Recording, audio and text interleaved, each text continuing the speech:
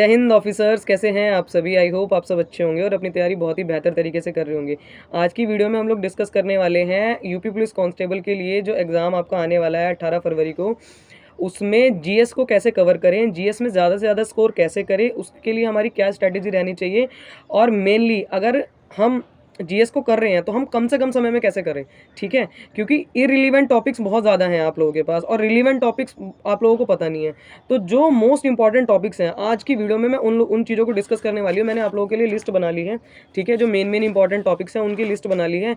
अगर आपने अभी तक कुछ भी नहीं पढ़ा है, किसी बच्चे ने अभी तक बिल्कुल जीएस नहीं पढ़ी है और उसने कुछ नहीं पढ़ा है, तो एटलीस्ट वो इन टॉपिक्स को ज़रूर कर ले। इन टॉपिक्स से आपके सारे जो क्वेश्चन है वो फंसने के पूरे चांसेस है, ठीक है। बाकी मैं ये नहीं कहती कि सब कुछ इसी से आएगा, ऐसा नहीं है। क्वेश्चन कहीं से भी आ सकता है। जीएस आप लोगों को पता है, जीएस बहुत वास्ट होती है भैया, आप लोग इस बात को जानते हैं। और जीएस को बनाने में भी काफ़ी समय लगता है, ठीक है। जीएस ऐसे नहीं है कि 1-2 दिन में बन जाएगी, जीएस को बनाने में समय लगता है। तो आप लोगों को वो समय देना था, बहुत पहले से देना था। पर ठीक है, अगर अभी भी आपने कुछ नहीं पढ़ा है, अगर आपने अभी तक जीएस बिल्कुल नहीं करी है और आप लोग बुक से करना चाहते हैं या ऑनलाइन किसी सोर्स से करना चाहते हैं, वो सारी चीज़ें आज इस वीडियो में डिस्कस होगी। तो वीडियो को अंत तक जरूर देखना। फिर आप बेफालतू के क्वेश्चन पूछते हो, दीदी ये नहीं बताया वो नहीं बताया। आप लोग वीडियो पूरी देखो, आपके सारे डाउट क्लियर हो जाएंगे। आज की वीडियो में हम पॉलिटी के इंपॉर्टेंट टॉपिक्स को डिस्कस करेंगे, जो इंपॉर्टेंट टॉपिक्स आपको एटलीस्ट करने ही चाहिए, ठीक है। अगर आप इतना करेंगे तो आपकी 70 to 80% पॉलिटी इसी से कंप्लीट हो जाएगी। और जो क्वेश्चंस बनेंगे आपके यूपी पुलिस कांस्टेबल में, वो सारे के सारे क्वेश्चन इन्हीं टॉपिक्स में से फंस जाएंगे। ये बात आप देख लेना, ठीक है। आज की वीडियो टोटली बेस्ड होने वाली है ऑनलाइन सोर्सेज के ऊपर भी और ऑफलाइन सोर्सेज के ऊपर भी। तो आपको जैसा अच्छा लगे वैसे आप लोग कर लेना, ठीक है। तो चलिए वीडियो को शुरू करते हैं। देखो भाई, मैंने आप लोगों को एक बात कही थी स्टार्टिंग से, मैं कहती आ रही थी, अगर आपको पॉलिटी के लिए कोई टीचर फॉलो करना है तो आप खान सर को फॉलो कर लीजिए। अगर आपको खान सर नहीं पसंद आ रहे तो इंडियन कोचिंग वाले जो सर हैं उनको फॉलो कर लीजिए। अगर आपको वो भी नहीं पसंद आ रहे तो आप नवीन सर को फॉलो कर लीजिए। वो भी नहीं पसंद आते तो एग्जाम्पल पे एक दो टीचर हैं पॉलिटी के बहुत अच्छे, उनको फॉलो कर लीजिए। दिग्विजय सर का भी मैंने बताया था आपको, जो RW पे पढ़ाते थे, वो भी बहुत अच्छा पढ़ाते हैं, उनको फॉलो कर लीजिए। चलिए मान लीजिए आपने मेरी बात सुन ली और आपने इन टीचर्स को फॉलो कर लिया। तो अगर आपने इन टीचर्स को फॉलो किया था तो आप बहुत अच्छे जोन में हैं। आपने इनके नोट्स भी ज़रूर बनाए होंगे, आप उन्हीं नोट्स को वो करिए, मतलब रिवीजन में लाइए अभी, ठीक है। आपने नोट्स अगर बना रखे हैं अभी, आप इन्हीं को ही, मतलब उन्हीं को रिवीजन में लाइए। मान लीजिए आपने मेरी बात नहीं मानी और 90% लोगों ने मानी नहीं होगी मेरी बात, तो अगर आपने मेरी बात नहीं भी मानी तब भी कोई चिंता का विषय नहीं है। अभी आपके पास 40 दिन है, पर्याप्त समय है, आप अच्छे से अपना पूरा का पूरा जीएस का कोर्स कर सकते हैं, ठीक है। तो इतना परेशान होने की ज़रूरत नहीं है। आप अच्छा करेंगे और आप बहुत बेटर करेंगे, ठीक है। सबसे अच्छा आप ही करके आएंगे, मुझे पूरा विश्वास है। तो आप लोगों को करना क्या है, अभी सबसे पहले कॉपी पेन लेके बैठो और जो भी टॉपिक्स मैं बता रही हूँ वो टॉपिक्स को नोट डाउन करना। अभी आप लोगों के लिए मैंने सारे के सारे टॉपिक्स लिख लिए हैं। बाकी मैं इसकी जो फोटो है वो कम्युनिटी पे भी डाल दूंगी, आप लोग वहाँ से मतलब स्क्रीनशॉट ले लेना, ठीक है। अब सबसे पहले आ जाते हैं हम ऑनलाइन सोर्सेज के बारे में। ऑनलाइन सोर्सेज मैंने आप लोगों को बता दिया कि अगर आपने इन्हें फॉलो किया तो ठीक है। अगर आपने फिर भी फॉलो नहीं किया है तो नवीन सर ने मैराथन वीडियो कराई हुई है, ठीक है। नवीन सर ने मैराथन वीडियो कराई हुई है पॉलिटी की, अगर किसी को देखनी है तो वो उसको देख ले। उसमें उन्होंने बहुत सारी चीज़ें वैसे स्किप की हुई हैं, पर फिर भी आपको मोटा मोटा थोड़ा सा अंदाजा हो जाएगा। अगर किसी ने बिल्कुल भी कुछ नहीं पढ़ा हुआ उसके लिए बता रही हूँ मैं। बाकी अगर आप लोगों के पास बुक है, मैंने बोला था बुक तो भाई होनी चाहिए। एक लूसेंट, या तो लूसेंट की हो या फिर येलो बुक हो, ठीक है। अगर आपको जल्दी करना है और अभी तक आपने दोनों जीएस में से कोई भी बुक नहीं खरीदी है तो आप लोग येलो बुक खरीद लो। येलो बुक थोड़ा सा ज़्यादा आसान है। क्यों आसान है? क्योंकि उसमें थोड़ा सा कंसाइज करके दिया हुआ है और लूसेंट में थोड़ा सा ब्रॉड है, मतलब चीज़ें जो है।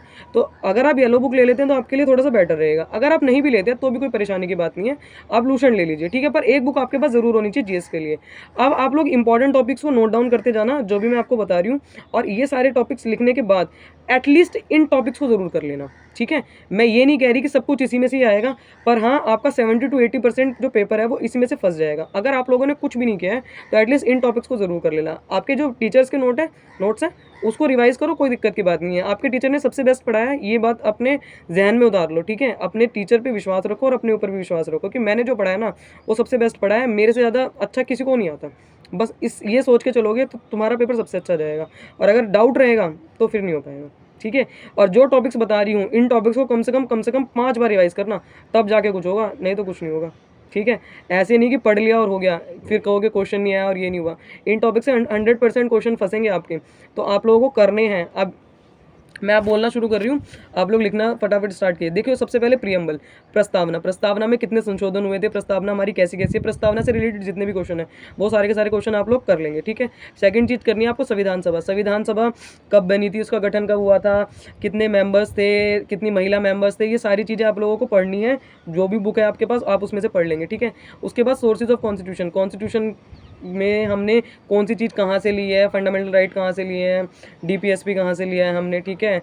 प्रेसिडेंट का रूल जो है वो कहाँ से है, वाइस प्रेसिडेंट का रूल जो है वो कहाँ से लिया हुआ है, ये सारी चीज़ें आप लोग सोर्सेज ऑफ कॉन्स्टिट्यूशन में कर लेंगे। जिस भी बुक को आप फॉलो कर रहे हैं उस बुक को फॉलो करिए, या जिस भी टीचर को आप फॉलो कर रहे हैं उस टीचर को फॉलो करिए।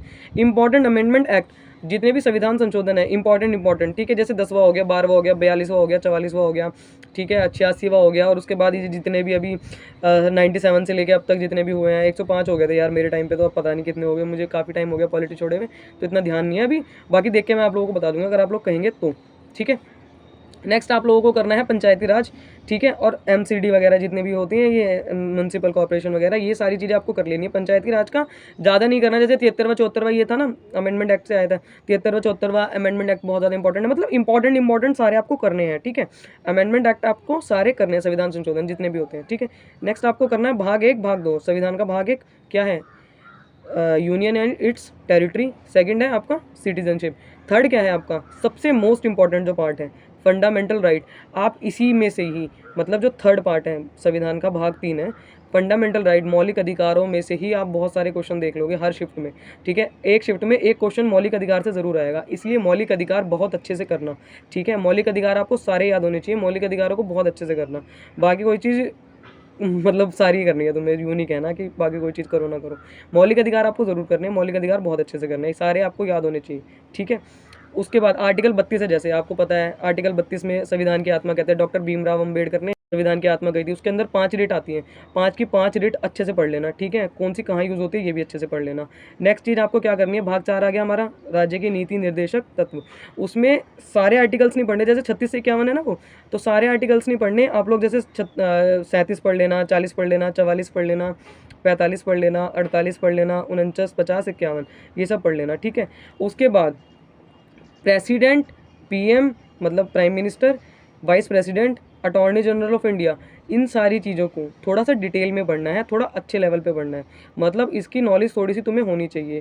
कौन सा पहला पीएम बना था, कौन सा अब तक पीएम है, कौन से पहले प्रेसिडेंट बने थे, कौन अब तक हैं, ये सारी चीज़ें थोड़ा सा अच्छे से डिटेल में पढ़ लेना, और इससे रिलेटेड क्वेश्चंस भी आप लगा लेना जहाँ जिस भी टीचर से आप पढ़ रहे हैं या जिस भी बुक से आप पढ़ रहे हैं। अगर आप लूसेंट से पढ़ रहे हैं उसमें सब कुछ अवेलेबल है, सारी चीज़ें अवेलेबल है, ठीक है। नेक्स्ट आप लोगों को इमरजेंसी के आर्टिकल्स थोड़े से देख लेना, और यूनियन और स्टेट लिस्ट में जो होता है वो देख लेना। जैसे इमरजेंसी में वही है ना, 3 तरह की हमारी इमरजेंसी होती है, स्टेट, फाइनेंशियल और नेशनल इमरजेंसी। तो इसमें देख लेना कब कब इमरजेंसी लगी थी, ये देख लेना थोड़ा सा, ठीक है। इसमें से आपके मोस्ट ऑफ द जो टॉपिक्स हैं वो कवर अप हो जाएंगे, ठीक है। ये था आज की वीडियो में, मिलते हैं किसी नेक्स्ट वीडियो में। अगली वीडियो में मैं हिस्ट्री के बारे में बताऊंगी, हिस्ट्री के मोस्ट इंपॉर्टेंट टॉपिक्स कौन कौन से हैं, और हिस्ट्री के उन टॉपिक्स को आपको करना कैसे है, कहाँ से करना है, ये भी आपको बताऊंगी, ठीक है। जय हिंद।